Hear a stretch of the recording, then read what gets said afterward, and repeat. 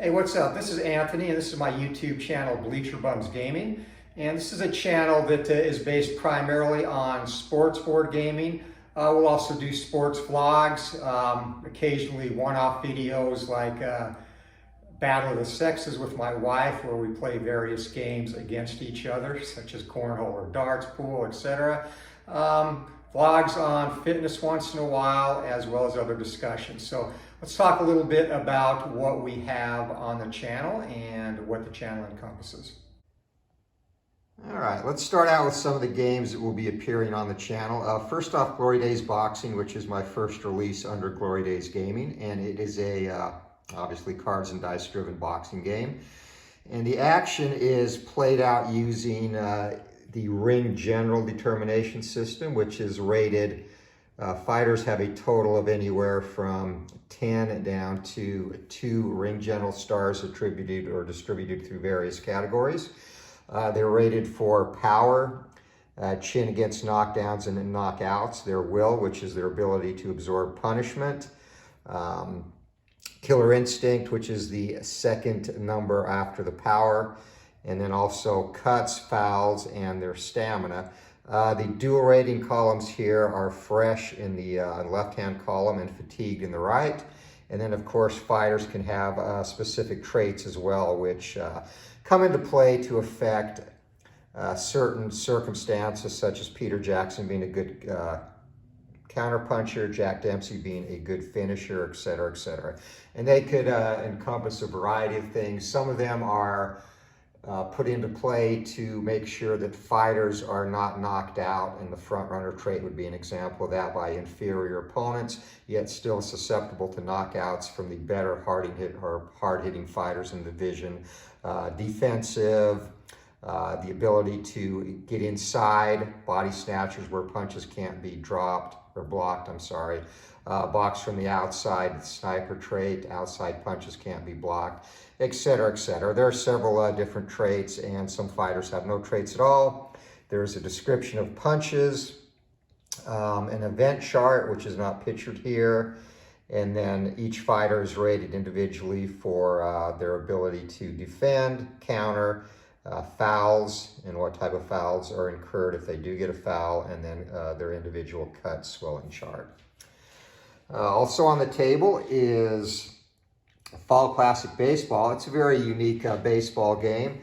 At first appearance, looks like a 50-50 game. It is definitely not. The players are rated, the pitchers, this is one of the unique aspects of the game that I like. The pitchers are rated average, their standard stuff in the B column, great stuff in the A, and terrible stuff in the C. And you roll for do a bullpen session prior to each game or each relief pitcher coming in to determine what type of stuff they have. And I actually do a house roll for starters. If they come in and have either great or terrible stuff, I will re-roll their stuff at the beginning of the 4th inning. And if they do not get the same result, they would revert to their normal stuff. And that takes into account pitchers finding their groove if they start a little rough, or subsequently if they come out really firing on all cylinders, the other team's hitters catching up to them the second and third time through the lineup. The batters are rated as well. And the hits in the doubles column, this is where the majority of hits will appear, pretty much all hits, in fact, on the batter's card. Occasionally, batters will come down into the single digits here. Beals-Becker, as an example, had a good year with singles, so, if he did have a good year with single, he'd go down here into 12 and 13. So you'll see some of the better batters, guys like Ty Cobb. I've got the 1922 season, George Sisler has hits and walks down into 14 here. They're also rated for all of their defensive positions. This is really handy, rated on all positions across the card that they played. There's a defense, error checks, 51, 52, range check, and then the 54 chart, which is basically all types of strange plays and different wild results. And you see here off the fast action cards, which I'll get to. But basically, you'd roll these dice one time for most all at bats, and reference the result. If it is on the batter's card, of course, you would go there. If it's a blank, you would then go to the pitcher's card. And in some cases, there are overlapping numbers, like a batter that doesn't strike out a lot may have regular outs here instead of strikeouts, which can appear in some of those columns on the pitcher's card. And Sam Lever, not a good strikeout pitcher. There's also a mild park influence that comes into play. And in those scenarios, you can have trying to stretch a single into a double, again, going to the wild chart, and then home runs, triples, doubles, foul balls, and foul outs, etc. The other unique element, this has charts, quite a few charts actually, to get the results of the play, where the ball's hit on outs and base hits, etc., which the 1D20 would determine in that case. But you can also use the fast action cards, which I highly recommend. It speeds up play, does a good job of adding a little bit of extra flavor, brings different ratings from the player's cards into effect in some instances, tells you who to check for the error, and again, would determine where base hits go, what type of out it is, and all base scenarios. There also is, if you want to, you could use the random number feature up here instead of using any dice, and basically you would just pick a column. Some players will go first inning, second inning, third inning, fourth, etc., etc. Some will just pick a random column and use that for the entire game. But again, this is how I like to play, and I highly recommend that. It definitely speeds a game up, and to me does a good job adding flavor. So Fall Classic Baseball. Also on the channel, Payoff Pitch Baseball, a very unique and excellent baseball sim by my good friend Joe Bryan, and his website also carries Glory Days Boxing. But Payoff Pitch, it is, you see 2D6, 2D10, and actually that should be a different color. 2D10, there we go. So that basically triggers the action, and what you'll do, the 2D6 tell you where to look on the pitcher's card, and we'll get a pitcher up here. Jack Quinn, for example. So 2D6 would tell you whether it's tough, which is where your strikeouts are going to occur, a defensive check, which would be determined by the fast action card, which I'll get to also in a minute. There's also charts in this game, but I really like the fast action cards with Payoff Pitch Baseball. And then in play results and patient result, and then a ballpark result, which tells you to check the ballpark card and tells you what kind of offensive result's going to take place there. So whatever's rolled off the pitcher's card, you will then go down to the batter's card and reference the 2D10. And that will tell you, again, you can see tough is where your strikeouts occur. You'll also get some hits as well. Patient's going to be where your walks and some hits will occur there, as well as hit by pitch. Your wheelhouse result is where your home runs are all going to come from, as well as some extra base hits and even singles. And then in-play results would be limited to doubles, triples, and singles. And if you roll above the range in any of these columns, you then go to the generic out chart here. The fast action cards, first of all, the park cards. So when ballpark comes up, depending on whether it's a hitter or pitcher's ballpark, you'll have a range for wheelhouse or an in-play result. So here, for left-handed batters, the Polo Grounds in 1921, an excellent hitter's park, so you'll then have the big wheelhouse range between 1 to 95. And then it also will give you comparisons for the range checks that come up on the defensive result off the pitcher's card and the error checks. And depending on how the infield or outfielder is rated for range or defense, then you will get a 2D10 result, which will let you know whether it's an error or whether they make the play successfully. The fast action cards, these can be used to trigger the entire game with a 2D6 roll and a 2D10. I like to roll the dice for the results off the cards, and then just use these for runner advancement on singles and doubles. Also your defensive checks, it would tell you who committed the error. If it's an error or a range check, that would be indicated here. And then what the result is of the error, whether it's 2 bases or 1, depending on where the ball is hit. and also on the range check where the hit goes and how many bases the runners advance, as well as the out type. You can also do stealing either by dice or off the card. I've started using the cards for this. I like that, and that's just a matter of factoring the runner's steal rating against the catcher's arm, and it will give you a rating of excellent, very good, normal, etc. And then, of course, the sacrifice bunt column I use for that as well. So the really good interaction between the dice and fast action cards in this game, probably the best that I've seen in a game. And again, this speeds up the game a little bit and really makes it flow very well. It's a very fluid game. The interaction between the cards is excellent, and you get a good variety of results. So Payoff Pitch Baseball. Also on the channel, Inside Pitch Baseball, and this is probably the best, in my opinion, interaction between pitcher, ballpark, and batter. And it's start off rolling the 2d6 and a 1d20. This extra 1d6 can be for range and error checks, runner advancement, etc.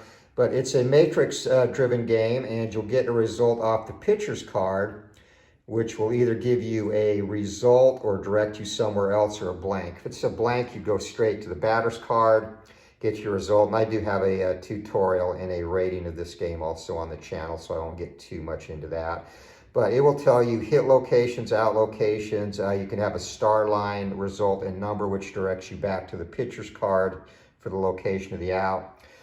Ks, walks, and home runs would come off. They're driven by the pitcher's card. And this game is unique in that it's based on the DIPS engine, which basically is the theory that pitchers drive home runs, walks, and strikeouts more than the batter. So if you get a K result, you would then check the 1d20 against the batter's K rating to determine whether he struck out or walked. And basically, in a nutshell, during an average year, 10 would be the average strikeout rating, walk rating, etc. And if you're exceptional at one or the other, like Willie Randolph, he's pretty much always going to get a walk when that comes up. And you might be wondering, why does his walk rating go above 20? That's because ballpark comes into play and can affect that. You see Yankee Stadium adds 1 to a strikeout range of the batter. Does not affect walks or home runs, but that's why some batters who are very exceptional at walking or terrible at getting strikeouts will have that additional rating there. So the ballpark card is basically the same thing. If you get a result off the pitcher's card that directs you to the ballpark card, you could then go to this column and it would give you an out, hit result, direct you to a star line, or have a blank, which would mean a rare play based in this game. And there's also a few charts here. And with the runner advancement, I've got a homebrew chart there. That's probably the hardest thing to pick up in this game, is that runner advancement. But once you do, it flows very well. I just like to use the 1d20 for runner advancement. So I have my own matrix of runner ratings and with outfielders' arms and out situations factored in as well. So the other thing too that's cool with this game is you have split results. If a home run chance comes off a pitcher's card before the batter gets to see if he gets it out of the park. Split results on the batter's card as well, which will tell you in those scenarios. There's range plays that come off the pitcher's card. So all in all, it ties very nicely together in a great package. And again, that is Inside Pitch Baseball. Okay, and next up, we have games that are newer to the channel that I'm really enjoying right now. First off, these games are both from Stone Mountain Press, my good friend Gary Brown, a very creative and proficient game designer. Grid Zone Turf War, this is not a direct simulation of football, but this is a game based on American football and a 7-on-7 format, very unique, very fast-paced. The base game comes with some very nicely done charts, field there, where basically you'll get play results based on the offensive and defensive play call off of these charts. and you will advance upon accordingly down the field. You get 1 point for each zone, and if you make it all the way to the end, it is a 14-point touchdown. And then at that point, possession changes over, and there's also, I do a Let's Play video on this on the channel you can check out. Again, it comes with basically fictional teams, and the one unique thing about this game is it's a living board game. So what that means is, using the fictional universe, these teams evolve, they grow, players retire, you have drafts, trades, etc. Very good for league play, and games are very, very, again, fast-paced and exciting. There's action on every possession, and it's just a very unique football-based experience. Another thing that is coming up, Gary's currently working on final testing of a 1980 Pro season, which he's got some results on the forum, game forum and Facebook page. I'm also doing a homebrewed set of college teams, which I've started to rate and develop different tiers of rating categories for teams based on the strength of schedule, and then of course offensive and defensive statistics. And that's the thing, this game is very flexible, very easy to homebrew and rate yourself. And again, just a unique, fun experience if you're looking for something that scratches your football itch but doesn't take, an hour and a half to play like some of the games out there do. So definitely recommend giving this a try. The other thing is Dice United. This is a very fast pace. You can play a game of soccer in 10 to 15 minutes. I'm currently doing a Tottenham Hotspur replay, and very unique interaction. What this game does is it takes you'll do a timer roll, and that clicks off various increments of minutes throughout each half, and it takes you to the action sequences of a soccer match. So based on that, say the 7th minute, if you roll a 7-minute time roll, and again, I would check out the Let's Play video on this. It'll take you to that mark in the first half, and at that point, there'll either be an attack by one of the teams, which could be a efficient attack or an attack that's defended, depending on how these ratings on the team cards interact. Or you could have a pitch battle, and that was where your fouls, your rough play basically occurs. You'll have fouls there, cards, those type of scenarios. Also in the game are set pieces based on the attack chart, which you see here. And the attack chart again goes from A, B, C, and D. If it's a defensive win for the team that is defending, you'll start there, and that's almost always going to be pretty much always a stopped attack. Counterattacks can result off of that. And then off the other team's side, the offensive side, and A is going to be your best chance at an attack. And here's that chart to get a better look at it. And if you don't score based on what the results are here, you just move B and C, and you can also get the set pieces off of these charts as you move along. And then there's a specific chart for the different set pieces as well. And again, this is a very unique and fun, fast-paced soccer game. When I do games here, I'll play 2 games in one session and get through them both within 30 minutes. So if you're looking for a quick way, and again, it captures just the excitement of soccer and takes out the redundancy. So highly recommended there as well. All right, and last but definitely not least, these two haven't been on the channel for a while, but I'm definitely going to get back into some red, white, and blue racing down the road. You will see occasional games from Play.com and, of course, History Maker Baseball. And I look at this not as a baseball sim like the other games that you'll see on the channel, but this is more of a alternate reality because it's a narrative, to me, a narrative-driven baseball game, more of a story, I guess, based baseball game, which, of course, if you played it, you know is based on the player ratings. Very fun game to play. I've got the Hall of Fame set, and I'll probably actually do some more games with those teams coming up in the near future as we get closer to baseball season. But Keith Avalon, one of the nicest guys and most customer service driven people in the business, and he has a prolific body of work, so check out play.com.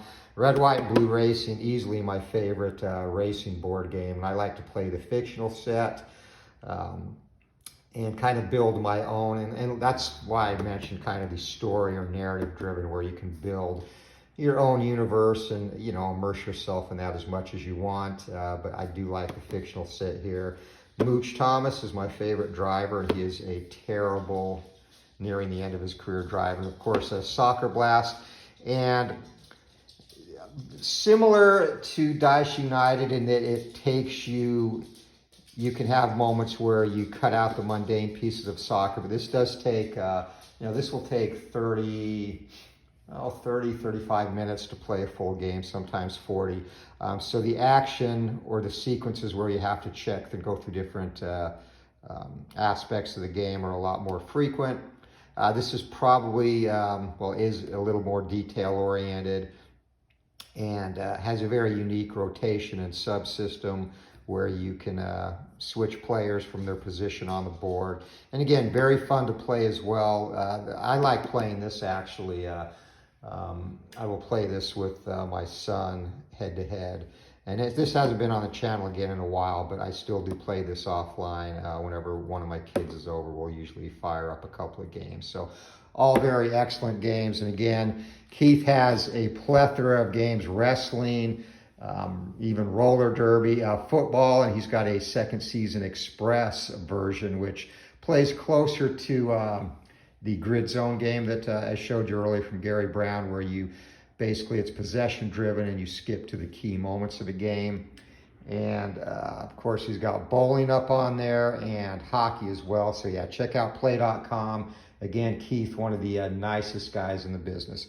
So that really is an overview of the different games currently been played on the channel. Not pictured, which I'll still break out once in a while, is Status Pro, which was a game I played extensively back in the 80s and 90s, which really was the last time I played board games until I got involved in the hobby again 3 years ago roughly. So we'll also do some vlogs.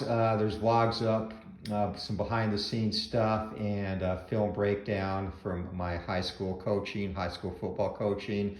We'll do vlogs about baseball, boxing, and occasionally we'll go on other channels to have chats. Al Red Sox fan, if you know him, he's a big member of this genre community, does a lot of video and tabletop dice-driven games, and also has some fun chats as well.